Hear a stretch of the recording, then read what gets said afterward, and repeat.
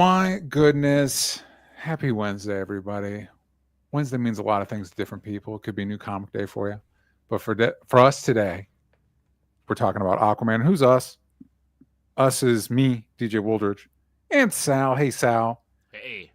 Now, Sal, you just got back from New York Comic Con. Sure did. It was a long travel, a lot of traveling for you. Yes. It was a lot of traveling because I have to drive into the city every day and back. So well, I know there was it's not like you're closer to New York than I am, but I know a couple years ago my wife and I visited, and I was like, let me go see if I could see Sal. And it was like a 2-hour train ride. I'm like, well, I can't swing that. I don't have enough time to swing that. Yeah, I don't know why it is because it's a 45-minute drive. Yeah. But tell me about it. How was your New York Comic Con experience? It was good. It was overall very positive. Actually, there were very few, if any, like negatives. It was a really great time. I got to hang out with my friends. I got to shoot a little bit of footage. Did a couple of interviews over for IDW, and reconnected with some creatives that I like to talk to. Went to a couple of parties, and overall just had a good time. I didn't go to any panels. I actually meant to go to at least one of them, and like when I checked my watch to see when it started, it had been over. Yeah. Oh, I gotta go at 12:30. It's 2. I almost never do panels. The one when you and I were at San Diego, the one panel I did was because it was put on by a friend of mine, and I went to go support him. Oh yeah, that's right. Yeah, but otherwise, I almost never hit the panels. My wife and I just went to LA Comic Con, which was the week before New York Comic Con. Yes, it was. It feels like that's intentional in some way. And I remember when we went in, because I think the last time I went to LA Comic Con was Sam and I were doing something. I can't remember if it was him and I or if it was a SourceFed related thing. Like I don't remember where it happened on that. A while ago. It was a while. Either way, it was a long time ago, right? And so I took my wife and we got our badge because it was we could take Nico, it was whatever. And we got in there. I'm like, wow, this is like really. I don't remember being this sad. I don't remember. It was really like it was really like small. But what I didn't realize is that you had to like go through this. There was like a mini Comic-Con, and then the way the LA Convention Center worked is if you walked around this whole hall and got to like the main convention hall, it's like, oh, this is a Comic-Con. This is what I thought it was. Oh, we spent like way too much time in the little like sad part. Intro training wheels Comic-Con, I guess. Why would they do that? Why would they have like 2 wings? Yeah. So it was Comic-Con's gang. There's probably one in your area. Go check that stuff out. I forgot. I also moderated the Ninja Turtles panel, which was a lot very of fun. Cool. Very cool. That's exciting, really cool. Man. It was. Yeah, it was a good time. Yeah. They've moved on from, it's no longer Jason Aaron. It is Jin Lun Yang. That's right. And cool. Different artists too. Juan Ferreira did the original run. Well, this most recent run, and Freddie E. Williams is doing the. Oh, very cool. He's very good at doing the turtles. He does. Yes, he is. Yeah, I had him on the show actually to talk about it. He's really hyped. I mean, he just did the Turtles He-Man crossover. Yeah, Turtles of Grayskull. So it's like he's like, I just went from there to there. Like, he's a good gang. He's a good follow on the Instagram, and he does a good job with them turtles. He's really good at that. That's very cool. It's so funny when you look at stuff like that because it's like the Ninja Turtles just rebooted, and it's like, well, I mean, they're like 100 and whatever. Like right before what they just did, it's like that. The new IDW Ninja Turtle run was over 100 issues until like a year ago. It's the same run. Like it's still part of the same continuity, but it's just one of those like now they're having their own running into their own continuity issues now because once you've been going that long. Anyway, what are we talking about? We're not talking about Comic-Cons. That was just a little preamble. This is Retroversity. This is where we're going through different movie runs, different movies, and kind of breaking them down. If you're familiar with Mutant Academy or Spider-Versity or Krypton Academy, it's the same gist, but a little bit more free form. But I did put it up for a vote when we were in the Krypton Academy, and you guys decided you want us to go through the rest of the DCEU. We just did Suicide Squad. We did Wonder Woman, and now we are going to be doing Aquaman. As always, if you would like me to read your comment on the air, please do that through the super chat. That way I'll know to look. and we'll converse. We'll converse. We'll have a little conversation about your comment. Also, I want to mention up top before I forget, gosh dang it, I have a new comic on Kickstarter. If you go to graveyardshiftcomic.com, that'll take you right to the Kickstarter. This is one of my first forays into doing a full-on horror story. If you guys are familiar with Hellbent, my previous comic, it was a dark fantasy. It had horror elements, but this is a full-on kind of like slasher, creature feature horror story that takes place at an overnight shift at a fast food place, where the mascots come to life and try to kill the employees. But slight spoilers, gang. That's just the tip of the iceberg. It goes much deeper than that. This kind of sprang out from I used to work fast food and I used to work retail and stuff like that. And I found that very challenging. And so I thought, this is rife. Yeah. For a horror story, to the nightmare that this is. It's there's plenty of pickings for making what I thought was a pretty cool horror story. So this has been a project I've been working on for a while. We've got some incredible variant covers, including from Ryan Lee and Chloe Brailsford, and you can get drawn into the comic. A bunch of cool stuff. As of this recording, we're doing this live. So if you're watching this live, if you going back today, there's a little extra bonus sticker for everybody in the first 48 hours. So don't miss out on that. graveyardshiftcomic.com. Just also, independent art right now, man. If you're kind of tired of corporate media, hey, go support independent art. Literally can't do this stuff without you. I'll do it for the cat. Just walk by. I didn't know she was even doing it until I saw her on the screen. I was like, I didn't know DJ had a cat. That's my cat. That's my. Oh my god. Yeah, Bonnie doesn't stick around for my recordings, because pretty much the second I close that door, she starts meowing. So it's like, all right, you need to get out of here. Yeah. Seattle KO, I'm going to break my rule of doing the super chat because Seattle KO says the art looks fantastic. Thank you. I'm working with an incredible team. David Stoll, who's a Bram Stoker Award nominated artist. Francesca Citarelli's doing colors, who, if anybody that was with me from Hellbent, she did the colors for that as well. And then Micah Myers, who's a letterer whose work I really enjoy. And this was my first time collaborating with him, and it's been great. So it's a really cool art team. Obviously, I've seen a little bit more than I'm showing on the page, and I think it's a really fun. It's tricky, Sal, with like horror, because you kind of want to balance what are you going for? Kind of like, is this a spooky Halloween Horror Nights type, we're having fun, or is this gonna like, am I trying to fuck you up, right, like the Hereditary, or Bring Her Back or whatever? And so for me, it's the lane I like, where you want to throw people, you want to have fun with it, you want to do stuff like, you're homaging Halloween and Friday the 13th and shit like that, right. But also it touches on stuff that I think are real horrors in the world. So it's a little balance. It's a balance of both. So anyway, it's spooky season. Go support scary independent comics. Right on. Cool. Okay. So now that the spiel is out of the way, Sal, let's talk about Aquaman.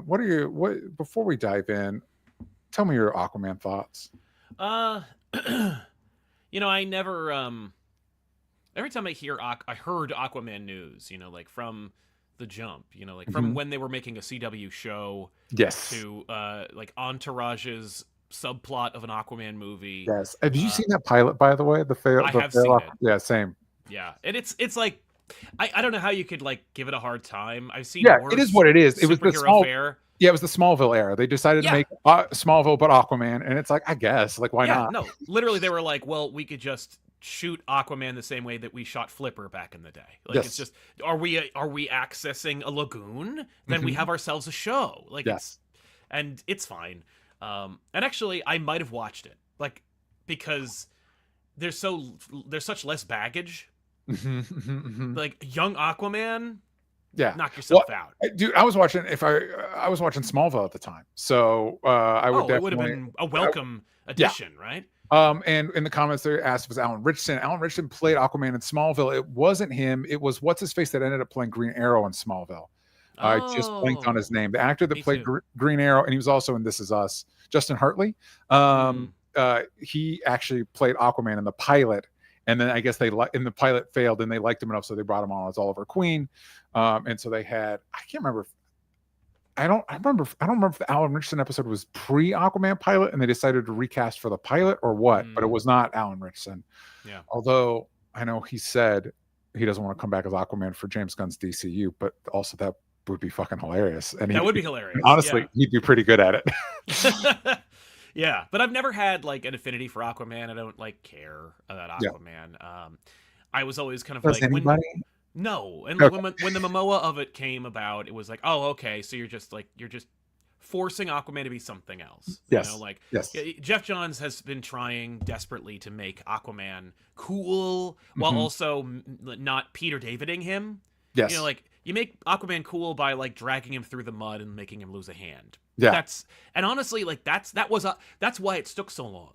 Like because people were just like, this is cool. Or I know Aquaman to be a brooding, long-haired, one-handed man. Yes. That's it. And it's like that permeated the zeitgeist for so long. I'm shocked it didn't like also include Smallville and other adaptations. Yeah, and also if you look at Momoa, like that's much more in the yes. Momoa's doing his own thing. He's not playing Aquaman. He is not playing Aquaman. He is playing Lobo, but wet. Yes. And we'll get into Lobo.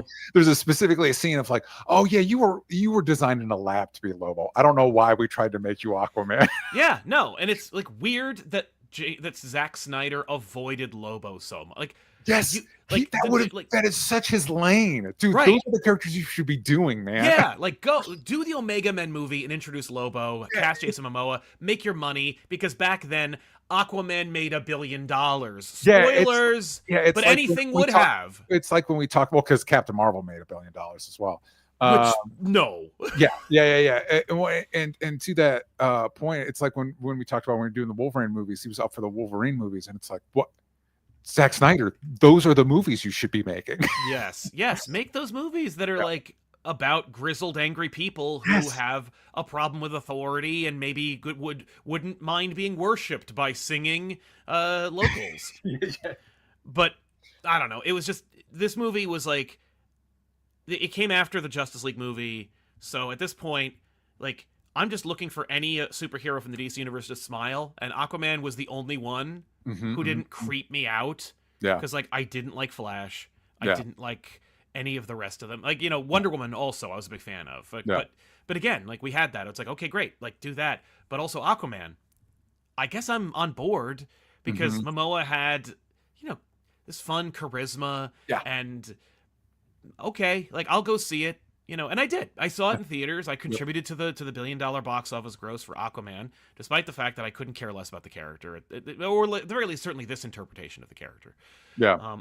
And what followed was a movie, like a movie that wasn't weird or problematic or confusing. Like, it's problematic for a variety of reasons that have nothing to do with the plot, the script, the story. Like it's just it's so close to being just The Mummy. Oh yeah. Well, I think, and you're touching on something that I actually think that James Wan understood the assignment. If you're directing an Aquaman movie in 2018 starring Jason Momoa, and he's like, yeah, so I'm going to Fast and Furious this shit. Like, I'm not going to, this is not, because there's a part of me watching this that kind of wished this cribbed more from, because I think you could do this with a lot of DC characters where you crib more from Wonder Woman, where it's like, we're telling a myth, we're telling a fairy tale.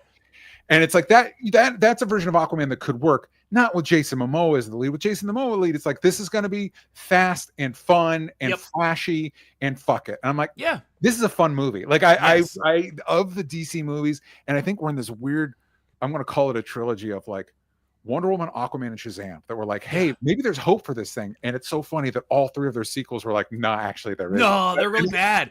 And also, get like, to those sequels to see if we can figure out like what happened. Like, what happened? Yeah. And there's like, with all three of those movies and properties, there was no clear like, oh, this is the comic you adapt.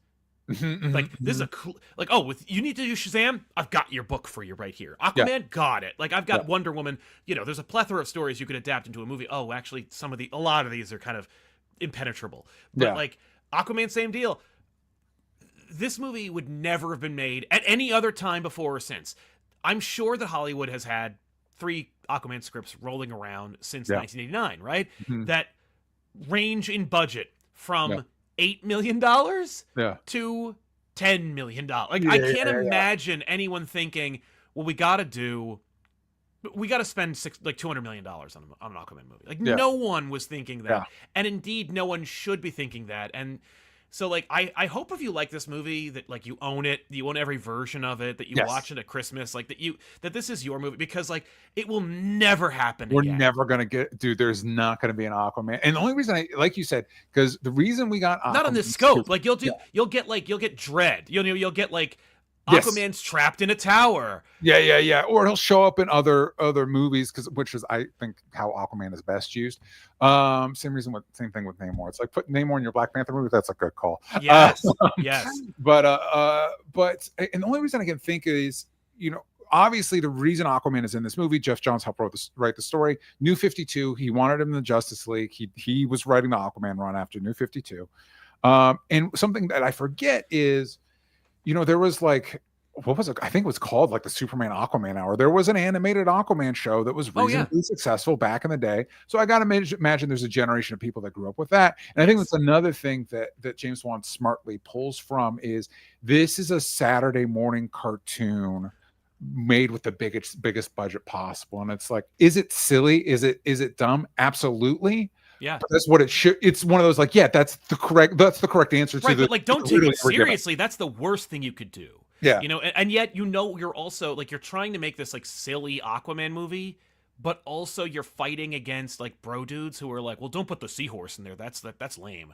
Yeah, it's like the second one they finally were like, no, seahorse. But like, That being said, I think when it was happening, I was complaining. Like my complaint was, the only thing people know about Aquaman is from Super Friends. Yep. Like, it is the seahorse. Yep. It is the wah, wah, wah, wah, wah, wah, wah, and it is every joke made at his expense. Mm-hmm. And so if you are trying to tap into a cultural awareness of it, these are the three references you have to make. And I'm like, please avoid doing that. Because because it's 2018 or whatever, just they're showing up anyway. Like, they don't care what it is. They could have made an ambush bug movie and it would have made at least $500 million. Yeah. I'm not going to dwell on this because there'll be plenty of time to talk about the sequel. I am shocked we didn't get Hook Hand for the sequel. I'm still to this day shocked. It's like, we didn't do Hook Hand? I'm shocked that we didn't get references to the Hook Hand a la like Attack of the Clones, where like every other battle Anakin's like hand gets stuck somewhere and you're like, oh, this is it. Or Hot Tub Time Machine, where you're like, here it comes. What a good pull, Hot Tub Time Machine. All right, real quick, we got in the super chat, Heartless Fang says, hey guys, first time super chat on DJ, long time comic pop fan here. Question, as you both are comic creators, what are your favorite extras at the end of trades? Seeing the roughs before the pencils and scripts are mine. So Sal, when something's collected in a trade, what are some extras you like to see? Honestly, it's gone, but the thing that I loved about trades back in the day was the forwards and afterwards. Insight. Like, I want insight. I want like someone there. Nowadays, the closest thing I can get is like a Stephen King forward where it's like, I read this. Yep. I'm like, that no. I want the editor. I have this old Carnage trade. It's like the first introduction of Carnage. And like in it, I think Danny Fingeroth wrote the forward, and he's like, here are all the names that we went with for Carnage before Carnage. Here's the process that it took to make up Carnage. Here are some proto designs by Bagley. Like, Bagley always wanted to have Carnage be moving and stuff. Mm-hmm. Like, these are the things I want to know. I want to know, like, the process. Yeah. The sketches are fun, but I find myself often skipping them. Yeah, that's a really good point. Yeah, they don't do that. They did a little bit of that in the omnibus that they did for DC and Marvel. Yeah, because you get some of the editor notes and stuff. You need that because like, what else are you gonna do? Like, yeah. You need, and also especially for something like that, you need like, how did this happen? How did we get here? Okay, so last thing, we're gonna get into the movie proper now. Last thing I did want to mention: every month I choose a new charity that I'm trying to shout out. This month's charity is the International Rescue Committee at rescue.org. The IRC has operations in more than 40 countries around the world. And if you donate to them, the IRC delivers critical aid where it is needed most, including Gaza. I do know that I believe as of this recording, there's supposed to be a ceasefire. That doesn't mean everything's great and awesome over there. Nope. So a lot of people need some critical aid, not just there, but all over. So I recommend checking out the International Rescue Committee at rescue.org. Things are not great right now, so anything we can do to make things better for people, especially people in need, I think that's important. And so I also like to mention, look at orgs in your area, specifically in your area, and see how you can help the people around you as well. Okay.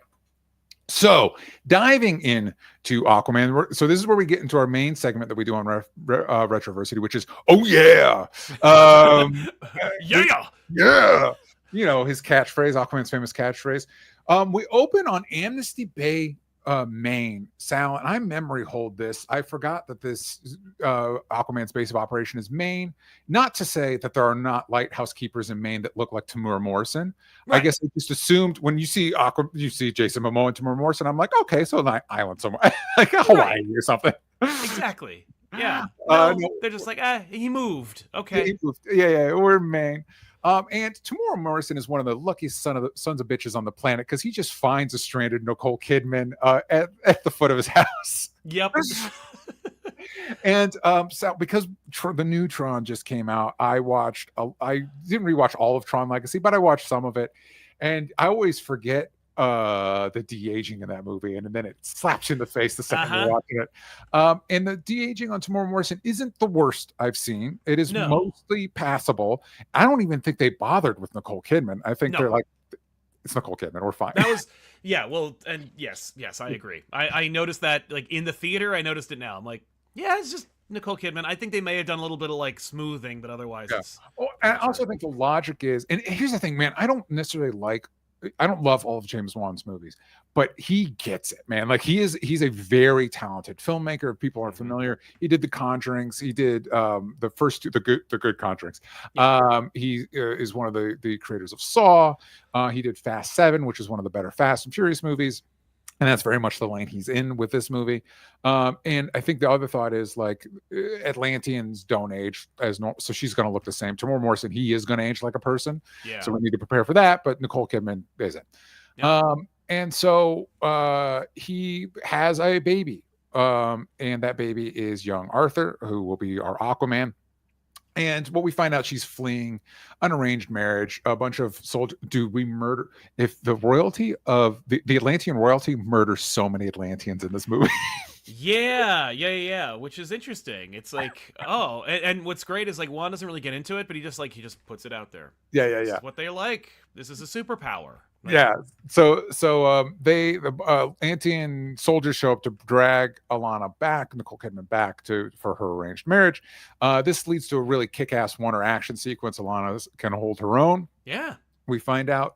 And she has to leave to protect, to protect Arthur, yada, yada, yada. Tear-jerking sadness, tearful goodbye. Yeah. Well, I'm glad you specifically mentioned Tears, Sal, because there is a line. If you guys kind of wanted the mode this movie operates in, is underwater. What does Alana say? She says something like, "Underwater, the ocean takes her tears," and it's Tamura Morrison's like, "Not here. Here we feel them." I'm like, all right. Okay. That's how these people connect. They connect through high school poetry. Like they just. Yeah. They're maybe, it's the first time for both of them, really. They're both like, oh my God, I'm just feeling all these feelings, and I say shit, and it just sounds good. Yeah. Felt good when I said it. I think, and I'm not going to keep revisiting it, but I do think you hit the nail on the head where it's like, man, if you love Aquaman, treasure this, because you ain't ever getting it again. They're never going to do this. And when I mean, they might make an Aquaman movie, but they'll never make a true one-to-one, like, with all the mythology and epic Lord of the Rings-esque fights in it. Like, they're not going to do that. Well, because they're never going to... They can't afford it. No, well, because not just because it's Aquaman, but because it's a different time. And you can't just throw any superhero out there and it makes $1 billion anymore. You just can't. Batman hasn't made $1 billion since Christopher Nolan. What? Yeah, exactly. And to that point, and we'll get into this too, I do like that they didn't hold this movie doesn't hold anything back. It's not like, no, we're going to save Black Manta for the sequel. No, we're doing all of it. We're doing all of it. Like, yeah. I was worried that they weren't going to put Black Manta in there, or like have him do, and almost in opposition to the trope. Yeah. Like, jumping ahead though, he makes that suit when he absolutely has no reason to make that suit. Mm-hmm. And it is effing great. Dude, well, here's the thing, man. I don't know if this is a controversial opinion or not. I think Black Manta's cooler than Aquaman. So yeah, if they he's were way like, cooler than Aquaman. so if they were like, we're gonna save him for the sequel, like, no, get out of here. Black Manta's what I want to see, man. Right, like, what? Oh, so we're just gonna fight Patrick Wilson the whole movie? Like, No, no, thank you. Patrick That Wilson's said, another person that gets the assignment. Like Patrick Wilson knows he's like, look, you know what? I got it. I will honestly tell you, I have an Orm signed Patrick Wilson picture in the office at the studio. That actually makes me happy. Patrick Wilson. Right? A winner, man. He lives here. He lives around the corner. Like he was doing a signing at a comic book store. He's one of the only DCEU actors to do a comic book store signing. And it was because that's the picture. Yeah, dude, I love it. Dude, I love it. He gets it. He's actually really good in this movie. He's great. He's good in everything, man. Now, of course, I think he's in the Conjuring movies, so I think that makes sense. He was where I got him. Obviously, I think it was Watchmen. He was wonderful in Watchmen. Yeah, I loved him in the A-Team. Oh, he's Agent Smith in the A-Team, and he's so funny. God. That's another movie where he's like, "Got it. I'm the heavy. Like I'm a dick." Yep. Yeah. Patrick Wilson's a winner, man. All right. So, we got the tier line. We see we flash forward just like a few years to see young Arthur can control fish. They help get him out of jam with bullies. Yep. Got a little meme action going with the young actor who plays young Arthur, where eventually Willem Dafoe shows up and he explains to him his origins, and he does this little like move. Yeah. He's like, "She was murdered because of me." Like, Oh yeah, the teen Aquaman. Yeah, I'm not gonna. Aquaman. It's tough to be young actor. I'm not gonna throw shade at that. It's hard. It's especially when it's like bad. Yeah. I'm not gonna dump on that kid, but it was one of those. All right. It wasn't as bad as the internet wants it to be, but it is not. He's better than Anakin. Yeah. I don't want. It's one of those things like I don't want to be mean, so I'm just not going to talk about it. I'm just not going to talk about it. But a lot of kid actors, and they're all doing okay. So now we do the Aquaman title card, and now we're in it to win it, and we get our introduction to one of our heavies, which is Black Manta. And I will tell you, this movie is dense, and I don't mean dense in the way that like a Nolan movie is cerebral dense. And deep. No, I just mean it's constantly throwing stuff at you. Yeah, it's just Juan is like, I got to get through this, and then this, and then this, because I want to have like a rooftop chase fight sequence that's like a la Fast and the Furious, which is really cool. No, I know that's where the movie shines. Yes. It shines with 50% of the most problematic actors in the entire universe. Yeah. So so now we're getting introduced to one of our heavies. We were just mentioning Yahya Abdul-Mateen as Black Manta, and this whole sequence is actually a really good example of what James Wan's really good at, because we open with a gun firing on the sub, and what's effective about it just stood out to me. I know it's a simple thing, but it stood out to me because this is a PG-13 movie, but by being on a close-up of that automatic rifle firing, you get that feeling of, oh my God, without any of the blood or gore or anything. And then you pan into the room and everybody's dead. And it's like, that was effective filmmaking. And then we pull out and we see Black Manta's father. And so we kind of understand he's the only one without a mask. And so we kind of understand, like intuitively, this guy's in charge of the team. But we also, because of the way it's shot, we understand he's not what we care about right now, because he's immediately stepping aside and the big villain music swells. And Black Manta gets his hero shot entrance in the mask and he pulls it off and there's a close up. So now you understand, like, that guy might be in charge. This is the guy we care about. Yes. The movie, it's so funny because I remember seeing it in theaters for the first time, being like, this is kind of stupid.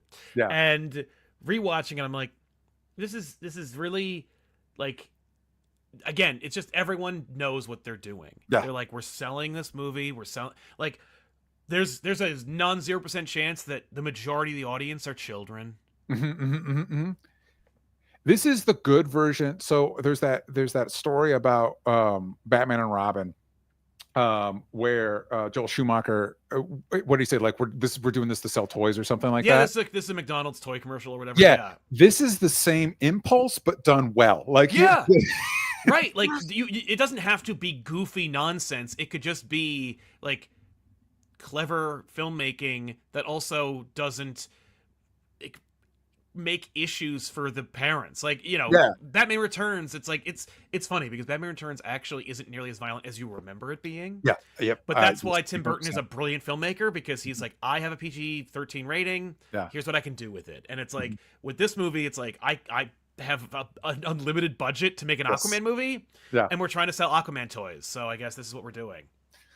In our super chat, we got Austin Ingram. I know we're not doing pitches, but I always wondered why we didn't make Atlantis Hawaiian aesthetic to match Momoa's background. Because we're going for B-movie sci-fi stuff. I'm glad they didn't. I'm shocked they didn't, but I appreciate it. A lot of that background comes from his dad, who's human. Like, that's kind of like the direction we go with that. Yeah. Anyway, so this the next thing that happens is we get a little Black Manta's given an expositional knife about his grandfather, so we get a little bit of. I love that knife. I'm like, oh my god, okay. About the knife is in this sequence. Aquaman's going to show up. Spoilers, and we see bullets bounce off him, but Black Manta's able to stab him with that knife. What the fuck is going on with that knife? What's with that knife? Well, that's the thing. Like, I was like, oh, the knife must be made of some kind of special Atlantean metal or something like that. Yeah. Nothing. We don't get any of that. It was probably cut. I'm sure there was a sequence where it's like, oh yeah, no, like your great grandfather like killed an Atlantean and took his armor or something. No, that'd be cool. That'd be cool. Right? They're like, that's too extreme. So now we get they're on the sub. They're stealing the sub, and Aquaman shows up. He hits the sub. He pulls it up to the water, and then he enters the sub. He drops down shirtless, does a hair flip, turns around, looks at the camera, and says, "Permission to aboard." And now the wettest thing, all the women in the audience are wetter than anything in the movie at this point. Exactly. Yeah, the movie has done its job. It's like, yeah. And no argument here. Yeah. We know. And so he goes through, he tears through. This is another action scenes in this movie rip. He goes through. The one thing I will point about this sequence as he takes out all the pirates is there's at least 3 times where things slow down and the Aquaman bow bow play. Like they do that. So that's like Zack Snyder slow-mo, like bow bow. Yeah, they're really like, this is cool. Yeah, you know what? It is kind of cool. Like, he's fun to watch. He's fun to watch. Like, because he likes what he's doing, or at the very least, he's selling it. Yes. Okay. Yep. So he takes out all the pirates. He helps the people in the sub out. Even though, as I mentioned before, he stops multiple bullets. Black Manta bum rushes him and shoots him a bunch, and he falls down. It's like, wait a second. What is Aquaman's relationship to bullets? Anyway, and Dad shows up. He hits him with a rocket launcher, and because of Dad's shenanigans, Dad ends up getting pinned. And Black Manta's like, "Hey, dude." He turns to Aquaman, "Hey, dude, help me save my dad." And Aquaman's like, "Oh, you killed people. Let the sea show you mercy," or whatever. Sure, whatever. And then Dad decides instead of drowning, he's going to blow himself up, which is a risky gambit because he can't really see how far his son. He's basically like, "I'm going to blow myself up, son. You got to leave me." But like the water covers him, he can't really see his son. It's like, that's playing it a little fast and loose there, Dad. Yeah. With your Semtex or whatever it was. It's not even like it's like a little grenade with a lever or whatever. So Dad gets blown up. I'm sure that's the last we've seen of Black Manta. I'm sure he's going to let this go. Yeah. Aquaman shows back up on land and drinks with his dad. He's at a bar wearing a full biker gear. A bunch of bikers show up and want pictures with him. He starts drinking with the bikers. And it's this moment, as we mentioned earlier, I'm like, yeah, Jason Momoa is not meant to play Aquaman. He's meant to play Lobo. What are we doing? Right? Who do you think? Who is your ideal Aquaman, Sal? Like actor wise? Yeah. Oh man, I don't know. I mean, like, it's just honestly, like, I don't have an actor necessarily, but it's more like I have directives. Like, it's just Aquaman has to be charming. Because that's like 3/4 of it right there. Like, you know. Because it's Aquaman. Like, you need to make Aquaman charming and not like in a Chris Pratt, like funny kind of way. Like almost like in a Superman way where you just can't help but be like, and we're gonna bring him too, right? Yeah. I like that guy. Yeah. That would be actually I really like that idea because I think my instinct, because of the 90s Aquaman, it's right, it's to make him kind of cool. You know what I mean? He's a ruler, I like the idea of Aquaman. Aquaman's just a good time guy. Like he's just, listen, I'm the ruler of the seas. Yeah. It's a majority of the planet. I kind of don't care about any of this stuff, so I'm just exactly here. Type guy. I'm like, I like that take on Aquaman. Yeah, it could just be. It could be my interpretation because I'm like, I'm never happier than when I'm in the ocean. And I have to imagine that that's how it is for like anybody who loves the ocean. They're just like, this is the like what else could go wrong? Like I don't think I'm constantly thinking about stuff or like being burdened by whatever the hell I got to do next. But when I'm in the ocean, I don't think about any of that. I just can't think of anything else. I love that. I'm like. And it's just like that's Aquaman. Aquaman's like, what are you talking about, man? We're in the elements. Like we're from here. I'm returning to it's I like that a lot because I like the idea. Now I'm getting a vision of the Justice League of like Superman and Batman and one-on-one. Like, what are we gonna do about this thing? And like Aquaman just coming up like, hey guys, it's gonna be okay. It's gonna be okay, man. We got this. We're the Justice League, man. He's like, we should go to Atlantis. Like we don't need to. We don't always have to go to Atlantis. It's like I'm just saying. Let's go hang, man. Let's go hang. Let's chill. You guys never want to hang. You guys never want to go to Atlantis. So now we meet our next heavy, which is Patrick Wilson, who plays Orm, which is Aquaman's half brother. He's having a meeting with Dolph Lundgren, who we'll find out is Amber Heard's dad. There's a very convenient, they throw out a lot of mythology of Atlantis that my eyes kind of glazed over. And, I'm like, why are you explaining any of this? Yeah, I don't. No one cares. Like, just say it's like, whatever. Yeah, I do like. I think it's a very good instinct to the Atlantis and this underwater culture isn't a monolith. There's multiple kingdoms and they have multiple relationships to each other. Sure. That kind of, even for a movie as silly as this, I think that type of detail work goes a long way. It's impressive that anybody thought of it. Like, it's one of those things where it's about delegation, right? Like you're making a movie that costs like more than like the GDP of some countries. GDP of some countries. Like you might like if you don't care about an aspect, give it to somebody who does. Like I don't give a fuck about Atlantis. I'm gonna let the art department handle this. And then just tell me what it is. Like here's what we need. Here's what we need to get. Here's who the characters are. And just make it whatever you care about. And they're like, oh, here's all the different kingdoms. They all have different like visual identities, and they all have different like relationships. And there's actually like there were like inner wars between the two of them. Fantastic. Great. Yeah. And yeah, we haven't gotten there yet, but I do think it's a good instinct to be like, no, man. Not all underwater people can look like people. Some need to be fish people, and some need to be crab people. Got to be crab people. And I was like, crab people. Yeah, I love I can't believe it. They were like, I can't. It's like they had too much money, and they were like, can we make one just an entirely CG character, and like only if we can cast John Rhys Davies? And like, I wasn't thinking of anybody else. Yeah. He's got to be the king of the crab people, right? So, fortunately for Orm, who's trying to pitch to Dolph Lundgren that they need to attack the surface, there's a very convenient attack from the surface. That's going on. We will find out that the presumably what happened, because Orm complains that the sub was very operational. That's what I think we're supposed to understand. The original sub attack was to get the sub to do this, but they settled for a lesser sub because Aquaman interfered with the other one. That's right. And Black Manta is he gets like doubloons from Orm, and he's like, no, I don't want money. I want to kill fucking Aquaman. And he's like, oh, that can be arranged. Yeah, we can make that happen. Yeah. So now we meet Amber Heard as Mera. I think I am going to, because I think I'm gonna probably skip over the legal drama with Amber Heard. Yeah. Other than to say that I'm firm fuck Johnny Depp stance. He's the villain of that story, in my opinion. But I think we're inevitably going to have to talk about it in the sequel, so I'll save it for them. Yeah. But I'll just say anybody could have played Mera. Yeah. I will say when she shows up in that green outfit, goddamn. No, I'm not arguing with it. I'm just saying, like. She's fine. She's not the strongest performer in the movie. She's not bad. She's not distracting. It's not like they got Denise Richards or something. It's not. And it's not like her in Justice League with the accent. They were very smart to like, no, don't do that. Don't do that anymore. Don't do that. Just be. You see how Jason Momoa is just being Jason Momoa. You just be Amber Heard. Just do that. Yeah. But with like dial back a few other Amber Heardisms, but like more or less just be. Be you. We just need you to be in this outfit, the skin tight outfit. That's really what we're here for. What we need you for, right? But like, but you could have gotten like, if with the Mummy, I hate to make that comparison because it's like an A+ movie and like a C+ movie, but like, I don't think they even knew what they had when they had Rachel Weisz.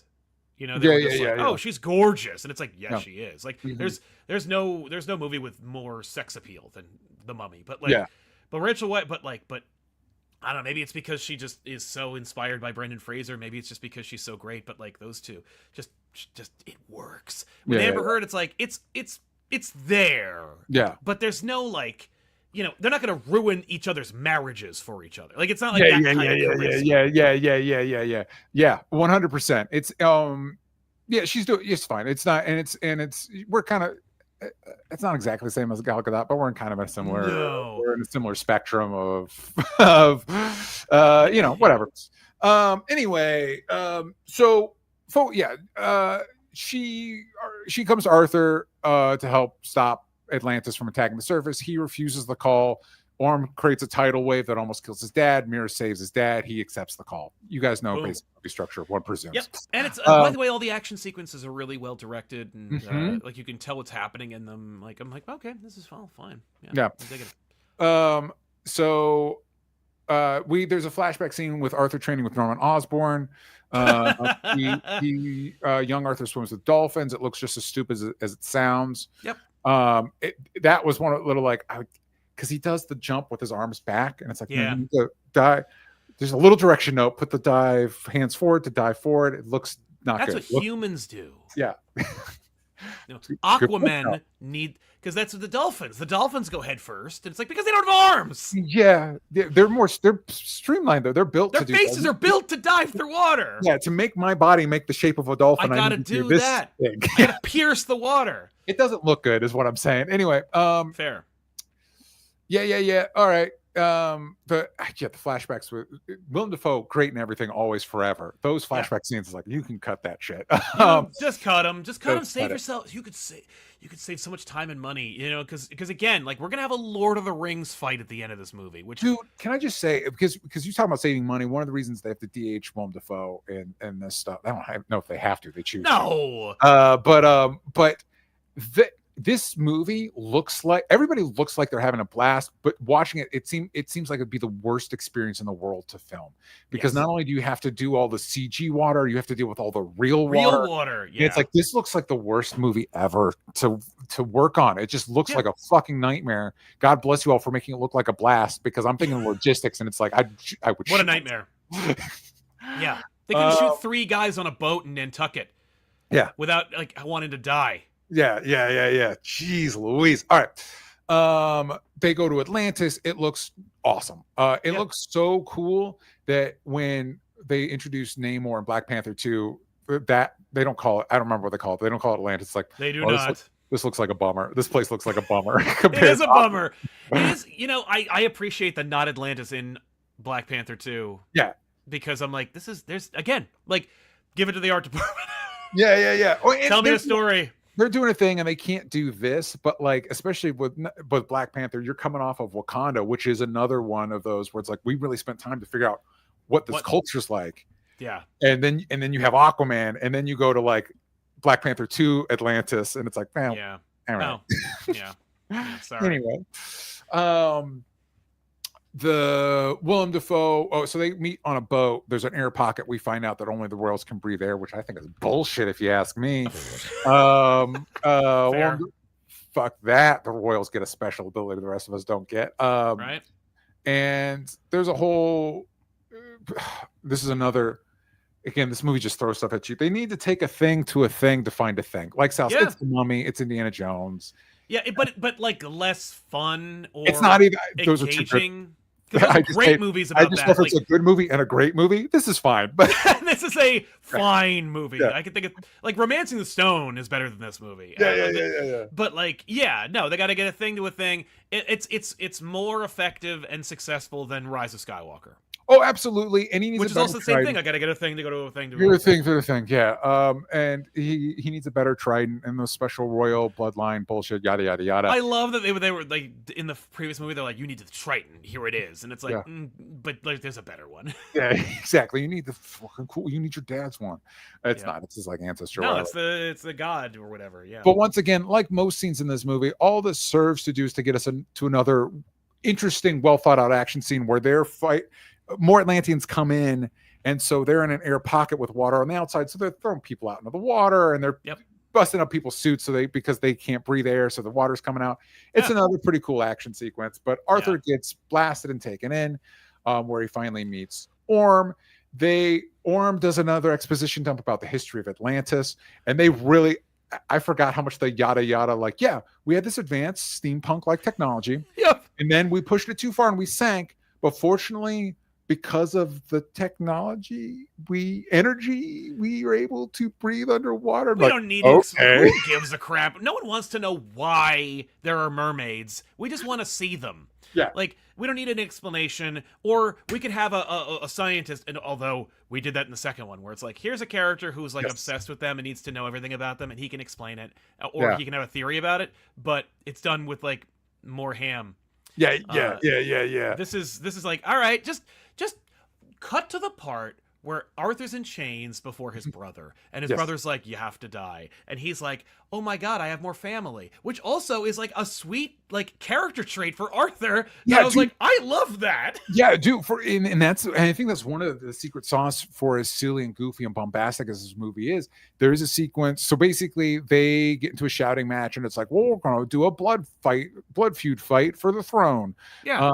But there's a moment right before the fight where Arthur was like, I knew I had a half brother. I always wanted to meet you, and it's like genuinely good acting from Jason Momoa, and of course Patrick Wilson's doing great. And it's one of those like there's a real emotionality to this scene that works, like this kind of sibling thing, which is the one.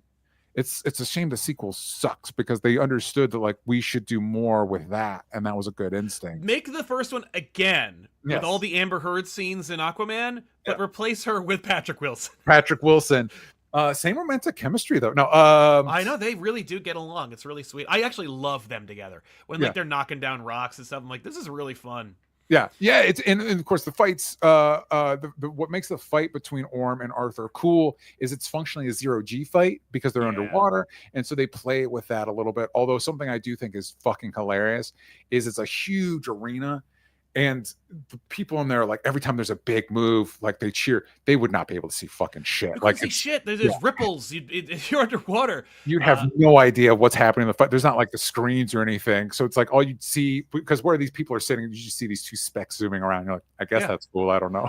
Well, it's like watching soccer, but like I all I could think about when watching this movie was just like that great montage they made. I think it was Honest Trailers where they're like Patrick Wilson yelling. He yells in every scene he's in this movie. Every scene he's in, he goes, Rah! And it's just like, I don't know what choice that is. It feels like a director's choice, but it could just be Wilson being like, I got vibrato, let's go for it. But he yells the whole movie. Every scene he yells something, and it's hilarious. Yeah. Especially when you see a montage of it. Go check out the Honest Trailers of it. But like, there's a whole montage of him just yelling his head off, and I'm like, bravo. I also want to mention a trope that we love that this movie indulges in, where there's a secret, super advanced society that just kind of puts up with the normal human bullshit. And it's like, this world, we have this advanced, crazy technology. We're way beyond normal humans, but for some reason we just let them put trash on us. And it's like, no. Right. It's the same thing. It's kind of the same thing we do with the Harry Potter world, that it's like, we have unimaginable, almost godlike power. Don't let the humans find out. Don't let the normal people find out. The muggles have it. Yeah. And it's like, no, you conquer. Yeah. A little history lesson. The more advanced society are always obsessed with conquering the less advanced society. That's how that works always. Yeah, they can't get it out of their system. I don't know why, but like they always don't just chill and then they don't live and let live is not in their vocabulary. No. They're not going to let us just dump our poop on them. Tea Time 480 says maybe Patrick Wilson could have been a fun Aquaman. He would have been a great Aquaman, in my opinion. Yeah, I agree. So, and another thing I should mention, because one of the reasons Orm's so pissy about Arthur is that he blames him for the death of his mom because mom was executed because she had a bastard with the upper world. The thing that really matters about this is this monologue slips in Chekhov's sea monster. He mentions like, have you heard of Karathan or whatever the creature's called? Yeah, and I'm like, no, but I guess we'll see him later. Yeah, we'll find out. So things don't go well for Arthur because Orm has more experience fighting underwater. Mera comes and saves him. So now we get back to we need to take the thing to the thing. Yep. They hide in a whale to escape. And we need to go to the Sahara Desert, which at one point was a sea, which is true. Their timeline, I'll get into in a minute. The timeline of things is a little wonky, but again, nobody cares about it in this movie. So they go, and also I should mention the cargo pilot. They take a cargo plane to the Sahara. The cargo pilot is Lee Whannell, who is the co-creator of Saw, and he's directed some excellent movies. If you haven't checked out Upgrade or Invisible Man, I highly recommend both of those movies. They're awesome. I didn't know that. That's funny. Yes. Him and James Wan are good buddies. Well, because they made Saw together, so they're good buddies. And I believe they're both Australian, I think is the... Anyway... So yeah, they go to the desert. They find the secret desert. One thing I like about this movie is, as Sal pointed out, other than Wonder Woman and Steve Trevor, none of the DCEU movies are great at creating chemistry between it's just something that franchise, like Brosnahan and Corn Sweat and Superman just fucking blow past everybody in DCEU by a mile. Yeah, and we want it. Like, we want there to be chemistry. Like people, because they put Aquaman and Batman together a couple times. Yes. In the DCEU, we thought there was chemistry, but like there isn't. It's just, we were just hoping there would be. But credit to this movie that it doesn't just blow. It really does take the time to like. Yes.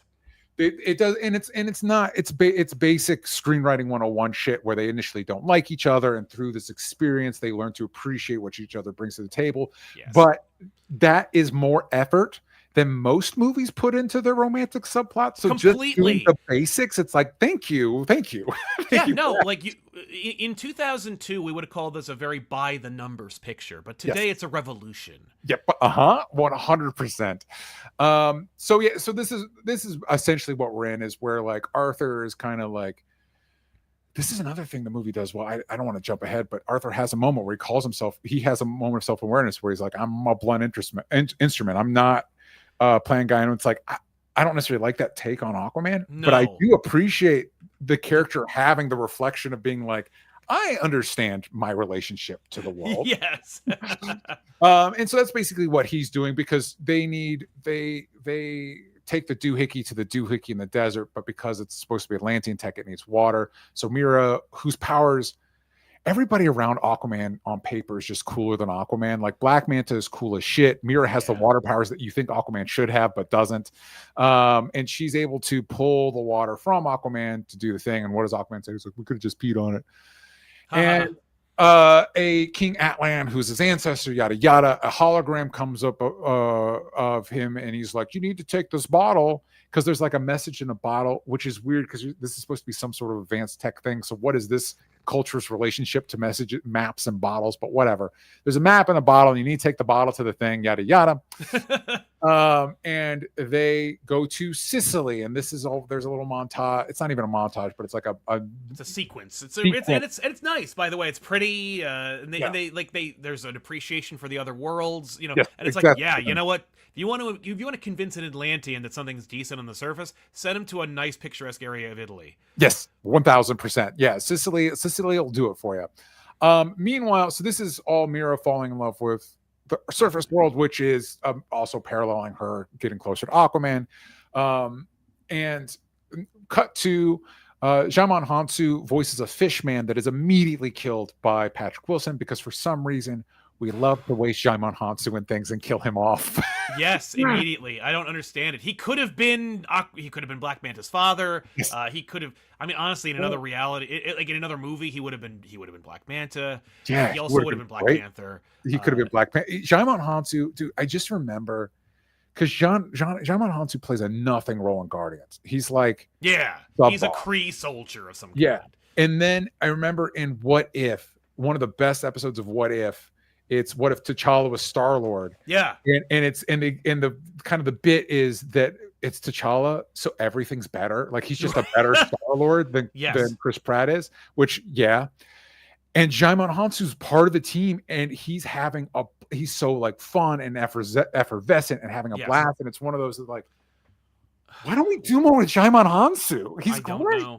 Yeah, he is great. He's Papa Midnight, I think, in Constantine. He's Papa Midnight in Constantine. What was he in? He's the wizard in Shazam. Yeah. Which they bring him back in the worst. Just Shazam because they like him. Yeah, because he's great.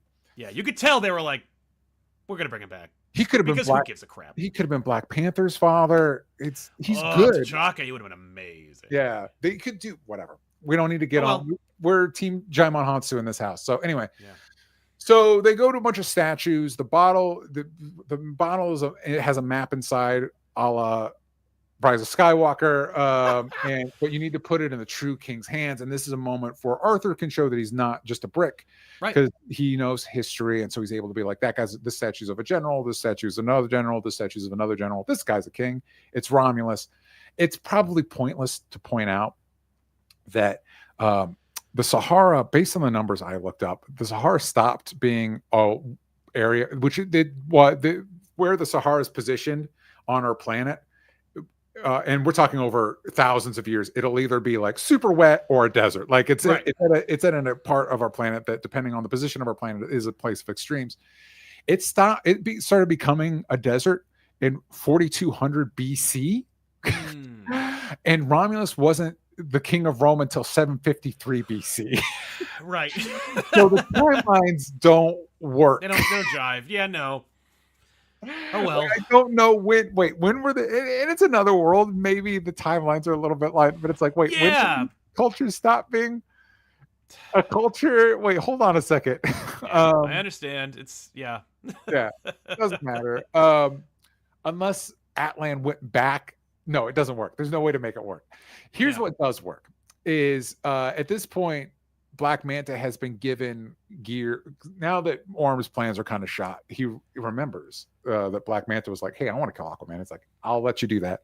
So he gives him a bunch of Atlantean tech that he reverse engineers to make a fucking bitch in costume, man. It's so funny because it's like, okay, thanks for all this untold amazing technology. Now I'm going to break it. Yes. And make it into something that will definitely break if I go underwater. Like, he's putting rivets in there. I'm like, none of this is going to work. But also, it's a montage, so it's okay. He does trial and error. It doesn't work immediately, but he's like, yeah, that's okay, but I want it to look way cooler. And I'm But and because you know what it will look like, I'm like, it's funny because in the sequel, they try to make it look more like the comics, which I applaud. But this version already does. You're good. We're good. Cool. It looks so cool, and the action scene is cool because there's a whole Aquaman's fighting Black Manta, and Mera's being chased across roofs by other Atlanteans, and we do a lot of like we're zooming all on Sicily. They fuck up Sicily, by the way. Yeah.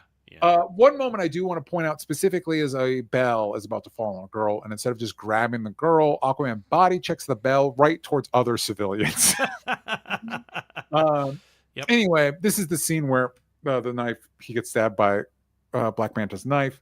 Also, Orm's main guy, Merc, is played by Ludi Lin, who was Black Ranger in Power Rangers, and he's playing I almost said Shang-Chi, Liu Kang in the new Mortal Kombat movies.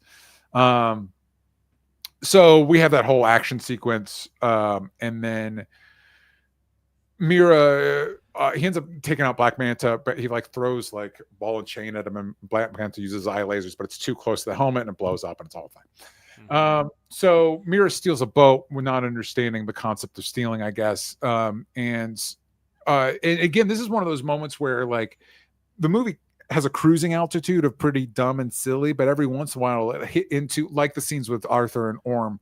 It hits into like some real like emotional honesty where I actually really love this moment where because it feels like the type of thing a movie would set up and then forget about. And the fact that this doesn't, he's like, she's like, why does this guy hate you? And he's like, his dad died and he blames me. And she's like, well, that's not your fault. He's like, actually it kind of is. And I had an opportunity. I made another enemy for myself, and I didn't need to. And of course, this kind of informs his interactions with Orm later in the movie. And it's just one of those good job movie for like paying. It's so weird to say this, but like for paying attention to what you're doing, like and not forgetting just not for, because this is endemic of a lot of, like, I think for me one of the most egregious examples is like in Spider-Man Homecoming, where Spider-Man's big lesson to being a friendly neighborhood Spider-Man and protecting his community is by saving Tony Stark's toys. And it's like, that doesn't mean anything. I know. I wish they'd tied Coney Island to more. Like, I know that there is like a subplot of like him being like, the weapons are too, like, the pay grade for these weapons is too high for this neighborhood. Like, people are getting hurt. Like, that bodega blew up. But like, it should have been like, no one should have these. Yeah. And so it's just good that I don't know. Again, it's basic bitch shit, but like we've kind of forgotten how to do that in blockbusters, and so just paying attention to that is good. So now we take the boat. Because we did the thing to the thing. Now we get the trident. Unfortunately, the trident is in the home of the Trench, which we've established. And the Trench are in this movie because Jeff Johns wants that royalty check, and because James Wan likes doing. He's a horror director, so and it all works. It's great. And I remember when they were like, "Oh, they're going to make a Trench movie," and I'm like, "No, they won't. They're never going to make that. It's not going to happen." I'm also not going to go see that because I'm not watching a movie about like goblins, but without Aquaman in it. Yeah, and I think the story was that that was actually cover for making a Black Manta movie. Whatever, if you could have just said it was a Black Manta. That's funny. Movie. I never heard that. They were just like, no, James Wan wants to make a horror movie with these monsters, and I'm like, no, I'm never going to see that, and they're never going to make it. Yeah, that's not. And they didn't. But it was great. Like, it's a great sequence in the movie. It's a gorgeous that wide shot of like the monsters coming onto the deck. It's awesome, and it's like, oh, that's a whole other. This is a whole other movie. Yeah, and it's one of those like, this is how you use the you don't make a Aquaman movie where the villain are the Trench. They show up for a sequence, you know. And it's a cool sequence, and they basically get chased into an undersea storm, which is a gateway to the center of the earth, which is fine. Journey to, Jules Verne. I think we give a Jules Verne reference at the top of the movie. So so Journey to the Center of the Earth. And here there's dinosaurs running around. Don't do enough with that, in my opinion. I agree. More dinosaurs, but also, that's cool. Way to go. We could have had Aquaman fight a T-Rex. What are we doing? Come on. Yeah, that's fair. And so we find out that Alana is not dead. Her punishment to be killed was to be sent to the Trench. And of course, she found this little sea portal, and she's been living at the center of the earth for 20 years. And the giant sea monster we mentioned earlier is the one guarding the trident that Arthur needs. And again, some basic groundwork. How does Arthur get the thing? It's not because we find out Alana's fought that monster a few times. It's never worked out for her. But because of, as we've established, Aquaman can kind of hear and understand fish. Yes. He understands this sea monster, who, by the way, is voiced by Julie Andrews, of all people.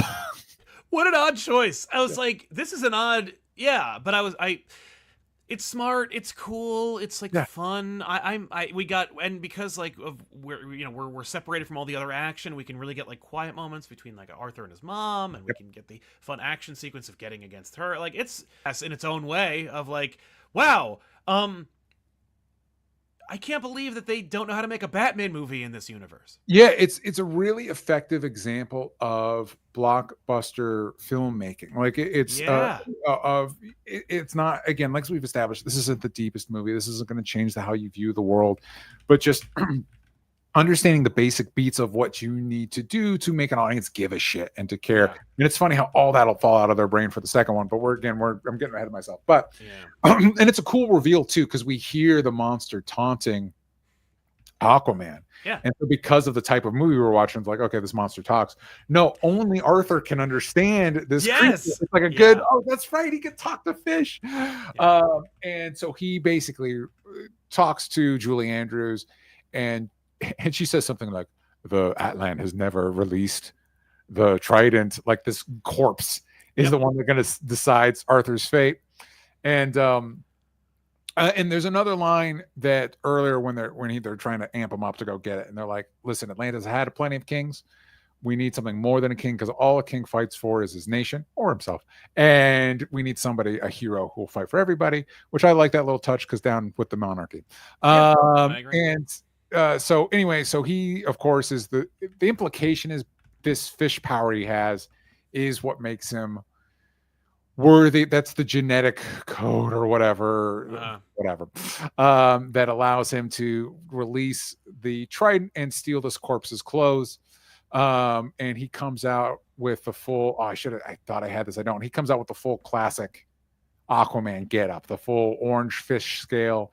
And again, I think that's another sign that like James Wan knows what he's doing. It's like, yeah, yes, Aquaman's costume looks silly. We're fucking doing it. Okay. Yeah. And you know what? It looks kind of fun. Like, I like it a lot. I like the brighter, like deeper contrast. I love it. I was like, yeah, okay, cool. I am all for, and I was in 2018 and I am now, any superhero movie that's not afraid of the source material. 100%. Yeah. We're just doing it. You know what I mean? Like, we're just going to go for it. Because that was part of the appeal of the early MCU. But even then, they're not like, Cap's going to get his classic costume as a joke because he's doing USO tours. You know what I mean? Right. But also, it's made of like wool or something. It looks not silly, but it doesn't necessarily...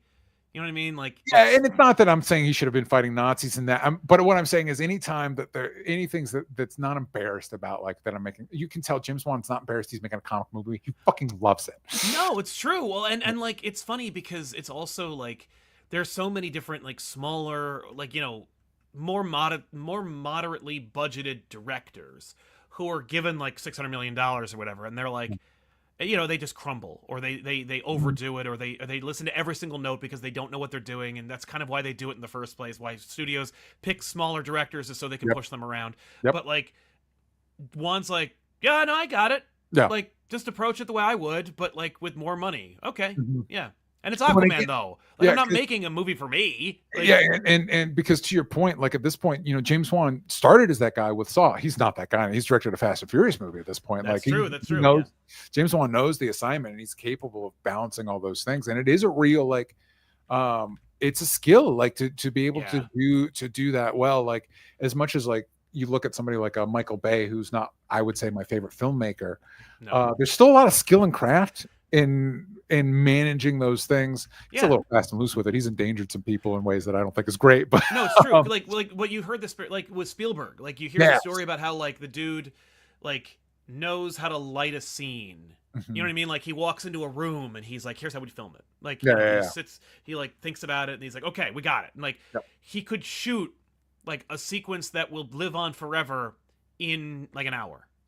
Well, Spielberg, we can't compare people to Spielberg because he is the king of blockbuster. He's the guy that created the blockbuster, right? But he knows but like there are so many different directors who like know who are experienced enough to be able to walk into a room and go like, "Here's how I would shoot it, and here's how we could get it done at this time, like on at this date with this budget." And, regardless of what the source material is. And Spielberg is also one of those great example of somebody that knows what matters, because I always think about that one scene in Jurassic Park where there's like a fence on one side and then the T-Rex moves on the other. Then the T-Rex moves the car, and on that same side now there's a pit, and you're like, wait a second. Yep. And I only now noticed that after watching that movie for the 50th time. Like that's a master for you, man. Anyway, so Arthur gets his new corpse outfit and the trident, and Orm is also in his classic Ocean Master costume with a very CG helmet that is comic accurate and also moves with his face. It's kind of weird, but hey, weird, but I get it. And I appreciate what we're doing. And at this point, we're conditioned to not expect him to wear that helmet the whole time, so I appreciate that it's there at all. I would have expected it to be on the shelf. It'd be like, it's a ceremonial helmet. I wear it for fights, and that's it. I'm never going to wear it again. It's over there. You're welcome, nerds. Yep. No, but again, the movie understands the assignment. And so Orm, basically, he's been going through all these other Atlantean kingdoms, either get him on his side or conquering them. So now he's going to conquer, because we need a big Lord of the Rings battle, as Sal mentioned. Right. We're going to invade the land of the crab people, which is voiced by the ruler of which is voiced by Gimli. Yep. Or Sala. There's a lot of John Rhys Davies references we could make. And so he's invading the land of the crab people, and then Arthur shows up with the giant sea monster to fuck shit up. It's cool. And there's we're going to kill Arthur, who's supposed to be the king of Atlanteans, killing so many Atlanteans. And Arthur and Mera finally share a kiss as the battle's raging on behind him. Not unearned. Not on. No. Yeah, not unearned. No, it's not weird or uncomfortable. It's not. They're not. They're not in the middle of ground zero for 3 9/11s. Yeah, the movie did the work. The movie did the work to make this happen. So good for the movie. Yep. Aquaman rides into battle Orm on a seahorse. He grabs one, and it's a seahorse. It's not it's got like feathers, but it's a seahorse-esque creature. Yep. That I think gets eaten really quickly. But it's there for you guys. We get it. The Aquaman fans wanted it. He's riding on a seahorse. So Mera actually gives Arthur some good advice. She's like, last time you fought him was on his turf. Make sure you fight him on your turf next time. Exactly. So Arthur basically leads Orm up to the surface, and they battle on like the deck of a Atlantis ship. Ship. Yeah, it's awesome. They have a fight. It's not the coolest fight in the movie, but it still works. It's a good fight. It's a good fight. I like it a lot. Like it's intimate and it's practical and it's wet. And I'm like, yeah. And the stakes are there because of how we've established the relationship. And Arthur defeats Orm by doing a water haka. I have that in my notes. Actually don't know if it's a haka. I don't know if I'm using that correctly, but he does a little dance maneuver that moves water that beats Orm up. Sure. And he saves the day, and he's king now. And Arthur's dad reunites with Nicole Kidman. God bless him. He's like, oh, sorry. And we end with a hero shot like we ended Wonder Woman, and I'm kind of bummed we didn't keep doing this for all these. I want this for Flash. I want this for Green Lantern. Yes. I want every DC movie to end with a hero shot, because that's something DC has in a way that Marvel doesn't. They have the logos. Almost every DC hero has like one of the most iconic logos in all of comics. Aquaman's not one of them, but a lot of them do. But they're trying. Yeah. And having that kind of like, it's almost like a signature splash page, like, hey, here's our character. I like it. Yeah, I agree. Oh man, it's funny. Spider-Man kind of set us up for that. Like that's true. Well, Spider-Man's one of the ones you can't do. Spider-Man also has one of the most iconic logos in comics. He's one of the like 2 Marvel characters that has a logo that's like instantly recognizable. Right, and then the most recent one, which was Fantastic Four. Like you got to end with a big 4. Yeah. Fantastic Four, Spider-Man, Captain America. Kind of it. Because I remember in Jonathan Hickman's run, he had like, Jonathan Hickman loves his little diagrams, and he had a diagram of like the characters' logos. And I'm like, sorry, man, most of the Iron Man's is just like a circle. I don't know. Yeah. Hulk's, they're trying to make it a hand. Iron Man is either his face or the arc reactor. I'm like, yeah, I get it, but it doesn't. You know, one that's weird. When you say his face, it's like that is Deadpool's. Deadpool has that little circle face logo. Yeah, it's his face. Yeah, he owns that. That's fine. Good, and it's Deadpool. just a rip off of Spider-Man, but yeah, okay. Well, most of Deadpool's are right. Deadpool is like, what if Wolverine was Spider-Man? Literally that. Yeah. We do get a post-credit scene. It is okay. So I glossed over this. Randall Park keeps popping up throughout the movie to be the one guy. And this is another trope I love. The one guy that's like, no, Atlantis is real, gang. And in a world where the Justice League fought a space god, the other anchors have the audacity to be like, get a load of this guy with Atlantis. Yeah. And also, and Bigfoot too is going to join the Justice League pretty soon. Yeah. And it's like there is an Aquaman. Like, why are you treating it like this guy's crazy? There is an Aquaman. Yeah. Anyway, he finds Black Manta. I kind of don't, especially now having seen the sequel, I kind of don't know what the intent here is, because Black Manta's like, yeah, I'll help you understand. I'll tell you about Atlantis if you help me find Aquaman. It's like, how would this guy help you find Aquaman? Also, find him. He's like a superhero. Just wait until the next crisis, and he'll be there. Yeah, have a chat with Lex Luthor. He knows how to do it. He's confident to blow up. Your hero will show up to get there. Now, if we got the Joss Whedon version ending, it's like, now I want to see like Deathstroke, Lex Luthor, and Black Manta all in the same room. That's the missed opportunity, man. It's the missed opportunity of the whole thing, because even though it's like, is Jesse Eisenberg my ideal Lex? No, man. But I'm gonna let it go because we all wanted to see this. Like we were very much like that. We're like, I'm gonna let it go because I want to see it. That was what powered so much of the DCEU. It's like, okay, so that Batman and Superman suck, but I just want them on screen together, so I guess I'm gonna let it fucking slide, man. I'm gonna let it go. Yeah. And so it's like now we're at a place where Nicholas Hoult as Lex Luthor's fucking dope. He's actually really, really good in the role. He's great. And it's like, I know Yaya is Wonder Man, we can bring him back as Black Manta. Just fucking yada yada that shit. Bring him back. Bring him back. Yeah, because I'm sure Wonder Man will be a linchpin of the MCU. We're gonna hang on to him. It is, dude. It is. Because I liked She-Hulk, I'm down for like another like more comedic thing. But it is one of those like, what are we doing, gang? What are we doing? Stop. Like, no, the lesson is you're gonna do the studio, but for the Marvel universe. What do you do? Entourage for Marvel MCU? No, don't do that. I'm sorry. Like, just like the audience has spoken, we don't want Tron.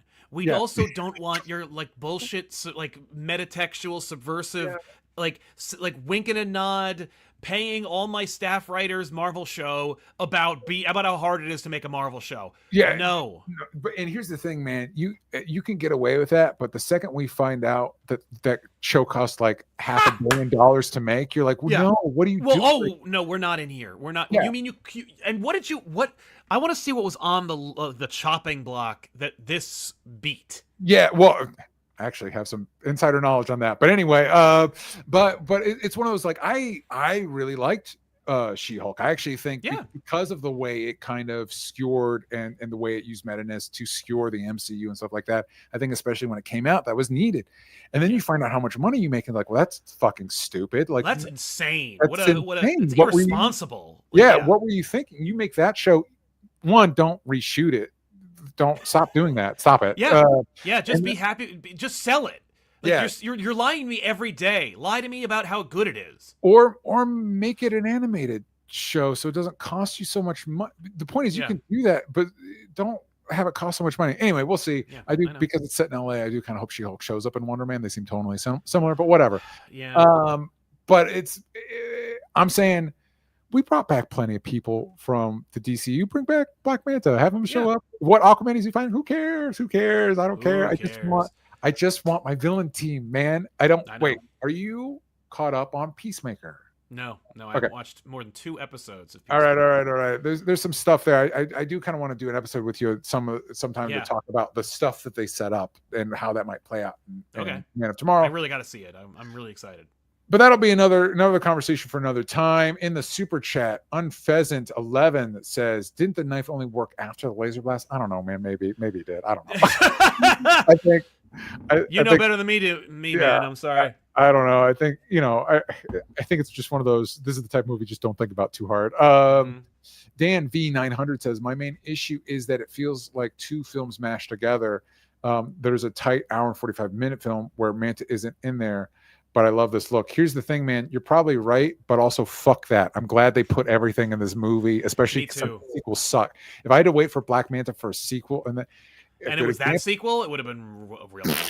A good example of this, unfortunately, and I'm interested because I haven't seen it since it came out. Yeah.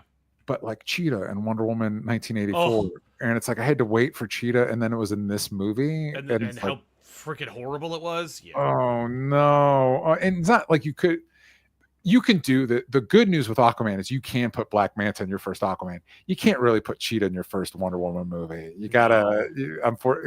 It's a lot. That's a lot to like lay on the audience. That's true. But yeah, here's hoping. Fingers crossed that in this new DCU era, we get our superhero team versus supervillain team. Man, that's something I think I said in a previous one. I'm kind of thinking right now. I'm feeling like, and I don't really have any evidence to back this up. But I think the reason we're calling the Justice Gang is I think Lex Luthor is going to buy it out from Maxwell Lord, and it's going to become the Injustice Gang. Like that's how it gets the name Injustice Gang. Okay. That's my pet theory. We already have the Hall of Justice in that franchise. I want the Legion of Doom helmet ship thing in the swamp. Give it to me. God damn it. Give it to me. Oh, man. Make a Lego set of the Hall of Justice. I'll buy that shit. Oh, anyway, where is that? That's weird. God damn it. I would buy the fuck out of that. Sal, final thoughts on Aquaman? Yeah, it's not. I mean, it's certainly, it may be one of the best DCEU movies ever made. Yep. True. Yeah, that movie challenged me and my love for like my favorite superheroes. Like my favorite superheroes are Batman, Spider-Man, Superman and stuff.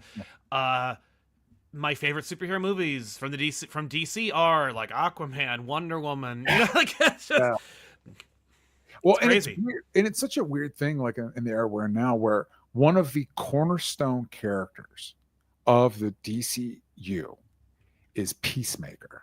Right. And like, that's because I know everybody was like, whoa, Iron Man, can't believe you built a franchise off a C-lister. And that's true. But Iron Man is also a founding Avenger. So it's not like Peacemaker's a step even further where you're like, fucking Peacemaker it's like Superman and Peacemaker are guys. Like, wow, that's God bless you. So yeah, it's interesting.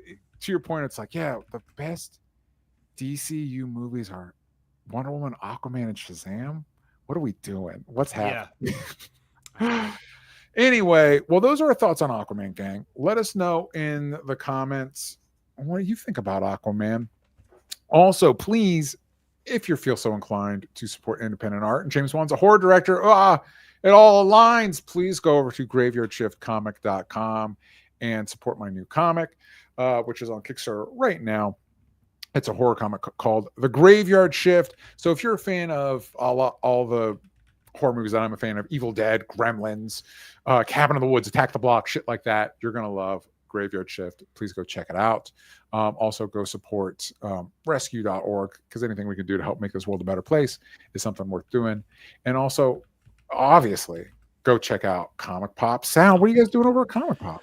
As of the taping of this episode, we just released the first story arc from the newly released volume, the Omnibus from J.M. DeMatteis and Sal Buscema, The Child Within from Spectacular Spider-Man. I just wanted to celebrate that Omnibus coming out by talking about it, because it's such an underrated run. It was running along, while they were inventing Carnage, DeMatteis was bringing back Green Goblin and the culture to Amazing Spider-Man didn't touch it. There's no Green Goblin in any of Amazing Spider-Man, because it was just all symbiotes for days.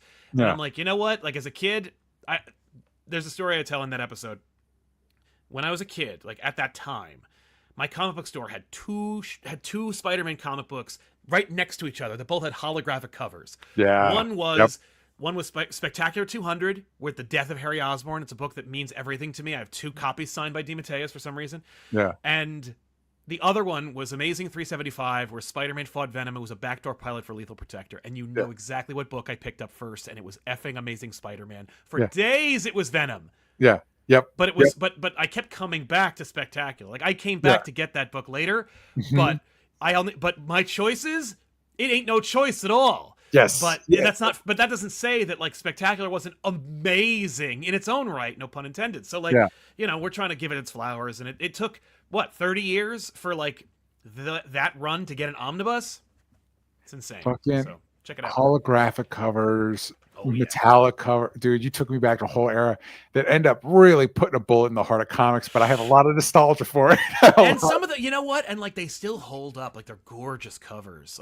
They are still great. And you know what? If you do it sparingly, I think I'm in. I think I'm in for them bringing it back. Well, they did. I don't know if you picked up the Image comic Local Man, which I thought was. I'm aware of Local Man. Local Man's really good. And they did a one shot that was Local Man Gold, and it had the gold.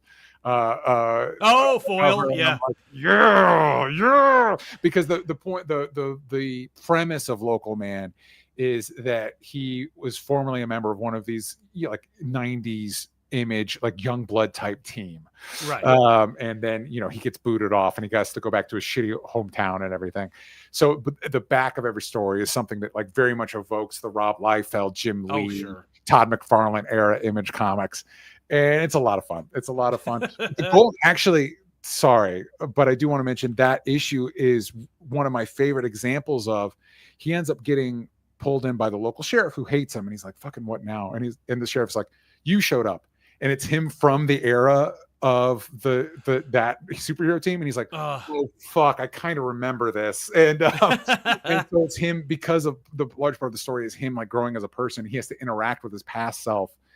And somebody points out, and it's a great example of Image crossovers, because I love every time Image does a crossover where Invincible's hanging out with Savage Dragon and Spawn, and you're like, do they share a universe? No, except whatever. Right now they do.